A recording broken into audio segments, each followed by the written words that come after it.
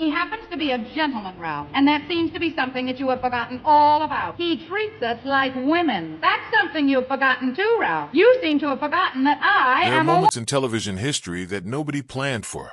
Moments that escaped the script, bypassed the rehearsal, and landed raw and unfiltered in the living rooms of millions of Americans. Most of those moments are forgotten within days. But sometimes, just sometimes, a single unscripted beat rewrites everything. The fate of a show, the legacy of a star, and the unspoken rules of what television is allowed to be. This is the story of one of those moments. It happened on a Saturday night in 1956, on a stage in Manhattan, in front of a live studio audience of 1,000 people. The cameras were rolling. 60 million Americans were watching at home. And Jackie Gleason, the biggest television star in the country, delivered a line he had delivered dozens of times before. Except this time, something was different. This time, the audience didn't laugh. This time, the silence that followed was deafening. Within months, one of the most beloved comedies in the history of American television was gone. What happened that night? Why did a single moment carry such weight? And what does it reveal about the fragile, high-wire act of live television in the 1950s, where one wrong step could bring everything crashing down? To understand that night, you have to start at the beginning. You have to start with Brooklyn. Jackie Gleason was not supposed to become a legend. Nothing about his early life suggested that trajectory. Born on February 26, 1916, in the Bushwick neighborhood of Brooklyn, New York, Herbert John Gleason, nobody called him Herbert for long, grew up in circumstances that left very little room for dreaming. His mother, May, was an Irish immigrant from County Cork who worked long hours to keep the family afloat. His father, Herb Sr., walked out the door when Jackie was just 9 years old and never came back. That abandonment was not something Gleason would ever fully shake.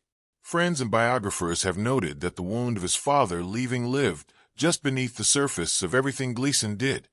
The restlessness, the hunger, the compulsive need to be the biggest, loudest, funniest man in any room. He drank heavily from a young age.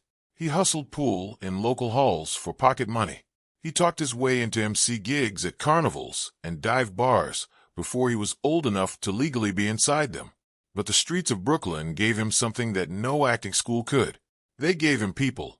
Real people. Bus drivers and dock workers and grocery clerks and women arguing out of tenement windows about money they didn't have. Gleason soaked it all in. Every shouting match. Every slammed door. Every dream spoken aloud and swallowed back down by morning. When he finally made it to television, those people came with him. By 1950, Gleason had landed the hosting job on the Dumont Network's Cavalcade of Stars, a variety program broadcast live from New York City. It was there, on October 5, 1951, that he introduced the world to Ralph Cramden, a Brooklyn bus driver with a big mouth, a small apartment, and an unshakable belief that one of his schemes was eventually going to change everything. The sketch was only 6 minutes long, but it started something that would never truly end. CBS took notice. They lured Gleason away from Dumont in 1952, and the Jackie Gleason Show became a fixture of Saturday night television, drawing enormous audiences. The Honeymooners sketches within the show grew from 10 minutes to 30, sometimes 45. Audiences didn't just enjoy Ralph and Alice Cramden, they recognized them. They were the couple next door. The couple in the mirror. By 1955, television was a carefully curated fantasy. The most popular programs of the era, Father Knows Best, Leave It to Beaver, The Adventures of Ozzie and Harriet, presented American family life as a series of solvable problems in sunlit suburban homes. Fathers were wise. Mothers were cheerful. Children learned lessons and came to the table for dinner with clean hands. It was comforting. It was also, for a growing portion of the American public, almost comically disconnected from reality. Jackie Gleason had no patience for that kind of storytelling. When CBS agreed to spin The Honeymooners off into its own standalone half-hour series, debuting October 1, 1955, the show that emerged was unlike anything else on the air. No suburban house, no manicured lawn, just a cramped apartment in the Bensonhurst neighborhood of Brooklyn, with peeling walls, a kitchen table that doubled as a battlefield, and a refrigerator that never seemed to have enough in it. Ralph Cramden was no patriarch handing down wisdom from an armchair. He was a bus driver, a man whose ambitions were always 3 sizes too big for his circumstances. He was loud. He was impulsive. He concocted schemes to get rich that collapsed with clockwork reliability. And Alice, sharp-tongued, clear-eyed, endlessly patient and endlessly exasperated, was there to watch it all happen, comment on it with devastating precision, and somehow keep loving him anyway. That dynamic was electric. At its peak, The Honeymooners ranked second only to I Love Lucy in the Nielsen ratings. Gleason was dubbed the king of Saturday night television. Critics praised the show's rawness. Ordinary Americans wrote fan letters explaining that Ralph and Alice felt like family. What made it work technically was something Gleason insisted on from the beginning: minimal rehearsal. All 39 episodes of the standalone series were filmed at the Adelphi Theater at 152 West 54th Street in Manhattan, in front of a paying live audience. Gleason famously believed that over-rehearsal killed spontaneity. He kept the cast on their feet, kept the energy live, kept the danger of imperfection present in every scene. By 9 o'clock on Saturday nights, he was often already headed to dinner. No retakes, no safety net.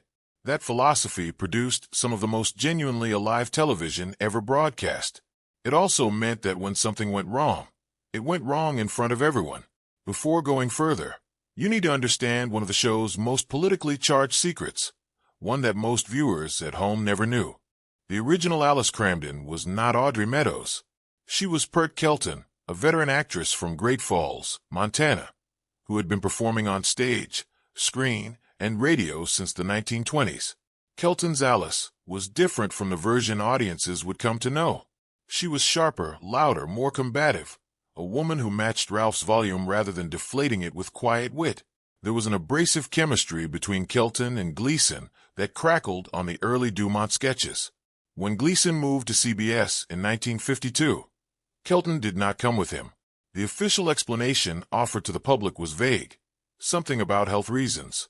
The real explanation was darker and entirely of its era. The Red Scare was at its peak. The Hollywood blacklist, that machinery of suspicion and ruin that destroyed careers based on rumor, association, and innuendo, had extended its reach from Los Angeles into New York television. Kelton's husband, actor Ralph Bell, had come under scrutiny for alleged ties to communist organizations. As confirmed by historical records and Kelton's own Wikipedia entry, she was blacklisted as a result. She was never charged with anything. There was no evidence of wrongdoing. It did not matter. CBS quietly removed her from the program without public announcement, without farewell, and without acknowledgement of the real reason. Her replacement was Audrey Meadows, a choice that CBS initially resisted because they felt she was too glamorous to play a working-class housewife. Meadows, by now a well-documented piece of television lore, solved that problem by arriving at her audition in deliberately unglamorous photographs, plain dress, unstyled hair, no makeup, looking exactly like the woman she was being asked to play. Gleason saw the photos and cast her on the spot. The chemistry that emerged between Meadows and Gleason was different from what Kelton had brought, but it was arguably better suited to what the show was becoming. Meadows played Alice with a quiet, grounded authority. She didn't yell back. She waited. She let Ralph's storms blow themselves out, and then she delivered her lines with a calm that made them cut twice as deep. The famous catchphrase, "Baby, you're the greatest," landed differently when you'd spent 26 minutes watching Meadows hold her dignity intact against everything Ralph threw at it.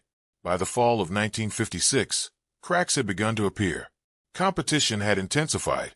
NBC had strategically moved the Perry Como show into the same Saturday nighttime slot, and audiences had begun to drift.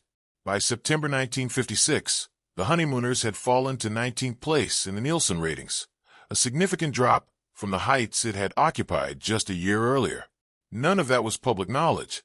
To viewers at home, the show was still running, still live, still Ralph and Alice. The episode that would define the show's final chapter aired in that autumn season. Ralph Cramden, as was his nature, became convinced that his single vote could swing a local election. The misunderstandings, the self-importance, the inevitable unraveling. It was classic Honeymooners territory. The live audience settled in for what should have been a dependable evening of working-class comedy. And for most of the episode it was. Gleason was in his element, loose, quick, feeding off the room. Then came the moment. During a heated exchange with Alice, Gleason delivered the line the audience had heard many times before. The threat that everyone understood was not a real threat. The comic bluster that had become one of the show's most recognized running gags. Bang. Zoom. Straight to the moon. Except this time, something in the delivery was different.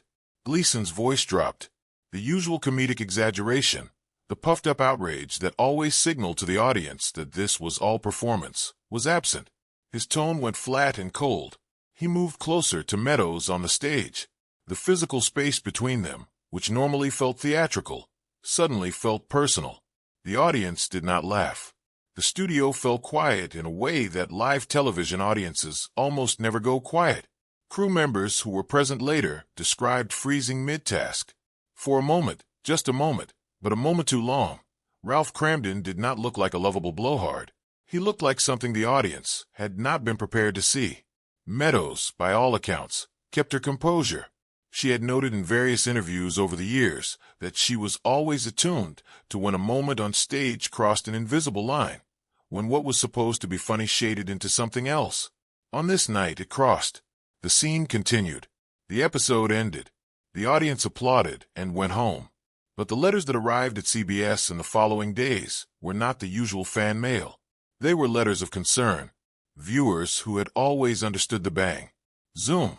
Line as harmless hyperbole wrote to say that this time, it hadn't felt harmless. Critics who had praised the show's authenticity now used that same word as an accusation. Too authentic, too real, too close to something that television was not supposed to name. What the public saw was nothing. No press release. No statement. The show simply continued until it didn't. What happened behind the scenes was considerably less quiet. According to contemporaneous accounts and later reporting on the show's history, CBS executives held urgent meetings after the episode aired. The concerns were multiple and converging. Ratings were down. Sponsors were already nervous about what they characterized as the show's rough edges. And the too real moment had given advertisers a concrete grievance to point to.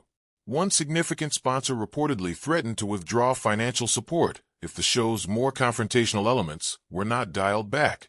In the economics of 1950s television, that was not a threat that could be ignored. Advertising revenue was the oxygen the medium breathed. Without sponsors, there was no show. Gleason, for his part, was simultaneously exhausted and unwilling to compromise. He had said publicly that he ended the series after 39 episodes because, in his own words, the excellence of the material could not be maintained, and he had too much fondness for the show to cheapen it. He wanted to go out, as he put it, on a high note rather than watch the writing deteriorate under the pressure of producing a live half-hour comedy every single week. There is truth in that explanation. The grinding reality of live television, no retakes, constant performance, the full weight of 60 million viewers every Friday night, had worn him down. He was known for late nights, heavy drinking, and a lifestyle that was not conducive to the schedule he was keeping. The quality of the scripts, he felt, had genuinely begun to slide. But there was more to it than creative exhaustion. The combination of declining ratings, sponsor pressure, and that one electric, uncomfortable moment in the fall of 1956 had created a perfect storm. The standalone Honeymooners series ended on September 22, 1956, with no farewell episode and no announcement to the millions of viewers who had made it part of their weekly lives. One week it was there. The next week, the Jackie Gleason show returned in its place, with the Cramdens relegated once again to sketch segments within the variety format. For Jackie Gleason, the end of the standalone series was a wound he never quite stopped pressing. In a move that was unusual for the era, he had retained the rights to the Honeymooners characters, a decision that gave him control over Ralph, Alice, Norton, and Trixie for the rest of his life. He brought them back in sketches throughout the late 1950s and into the 1960s, and in 1964, when his production moved to Miami Beach, Florida, for tax and climate reasons, the Cramdens and Nortons came with him.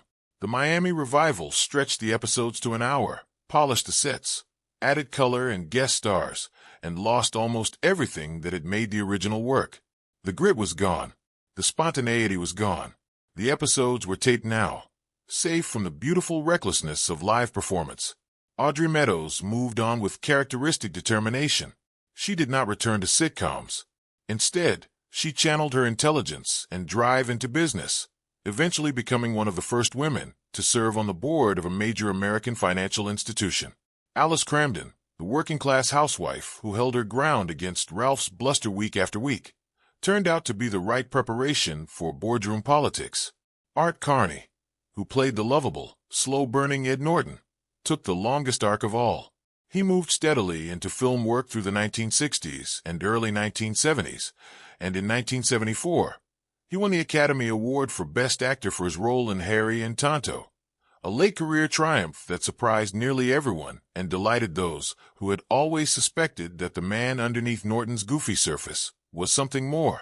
Pert Kelton, the first Alice, returned to Gleason's side in 1967 when the blacklist had long since collapsed under the weight of its own absurdity.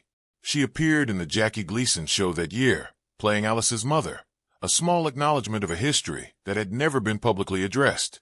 She died the following year, in 1968. The reconciliation, such as it was, had come almost too late.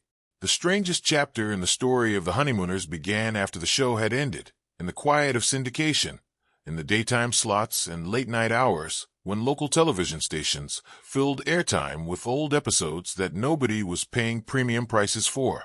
Without the pressure of weekly ratings, without the weight of advertiser anxiety, the original 39 episodes found a second audience, then a third. Viewers who had missed the show's first run encountered it fresh. Younger viewers who had no memory of 1955 met Ralph and Alice for the first time and found themselves entirely absorbed. What had once seemed controversial began to seem timeless. The very qualities that had made CBS nervous, the working-class setting, the marital arguments, the absence of suburban comfort, now felt like a relief from the increasingly slick, increasingly expensive, increasingly polished sitcoms that surrounded them. The cramped apartment was real. The arguments were real. The love that survived the arguments was real. The bang, zoom, line, which had caused such discomfort that one unguarded delivery had contributed to a show's cancellation, was recontextualized by repetition and time. Audiences watching reruns understood it as exactly what it had almost always been: comic bluster, the language of a man who expressed everything too loudly and meant it less than he sounded. The one night it had crossed into something else became, in retrospect, an anomaly, a single note out of tune in an otherwise extraordinary symphony. Critics began writing retrospectives. Television scholars pointed to the Honeymooners as the missing link between the sanitized family comedies of the early 1950s and the socially conscious, working-class sitcoms that followed in the next 2 decades. Archie Bunker's blustering resentment had DNA from Ralph Cramden. The Connor family's kitchen table battles on Roseanne owed a debt to a Brooklyn apartment with no central heating. Even Fred and Wilma Flintstone, animated in 1960 with more than a passing resemblance to the Cramdens, carried the show's influence into a completely different medium. The Honeymooners lasted 39 episodes as a standalone series. It ended without ceremony, nudged off the air by a convergence of commercial pressure, competitive ratings, creative exhaustion, and one live television moment that the era simply was not ready to absorb. What that moment proved, what the whole story of the show proves, is how high the stakes were in live television, and how narrow the margin was between comedy and something rawer. Ralph Cramden was built on genuine human material, frustration, ambition, the specific humiliation of dreaming bigger than your life allows.